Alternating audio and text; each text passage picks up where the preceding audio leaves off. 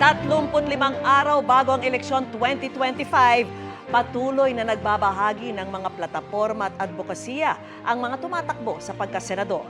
At nakatutok si Tina Panganiban Perez. Agrikultura at SMEs daw ang prioridad ni Congresswoman Camille Villar.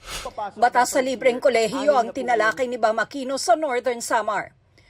Nakiisa sa paglulunsad ng Green Rice Action Movement si Atty. Jimmy Bondo, Congressman Rodante Marcoleta, Dr. Richard Mata.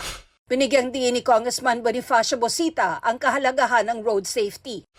Workers' rights ang isa sa mga tinalakay ni Representative Arlene Brosas. Kalusugan, edukasyon at women empowerment ang mga advokasya ni Senador Pia Cayetano. Reformation ng party list law ang isa sa mga isinusulong ni David De Angelo. Tututukan ni Atty. Angelo de Alban ang children with special needs at PWDs. Mga batas kaugnay sa serbisyong medikal ang prioridad ni Senator Bongo.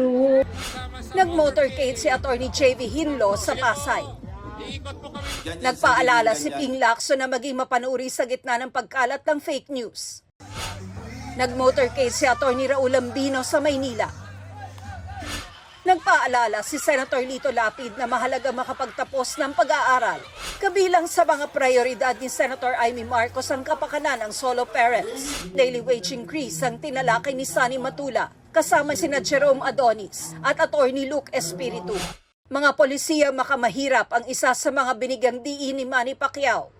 Nakihalubilo si Kiko Pangilinan sa vendors at customers sa pasalubong centers. Sabi ni Ariel Kerubin, ang malakas na reserve force ay susi sa national defense. Tinalakay ni Senator Francis Tolentino ang pagpasa ng mga panantalampas sa UN. Patuloy naming sinusundan ang kampanya ng mga tumatakbong senador sa eleksyon 2025. Para sa GMA Integrated News, Tina Panganiban Perez, nakatutok 24 oras.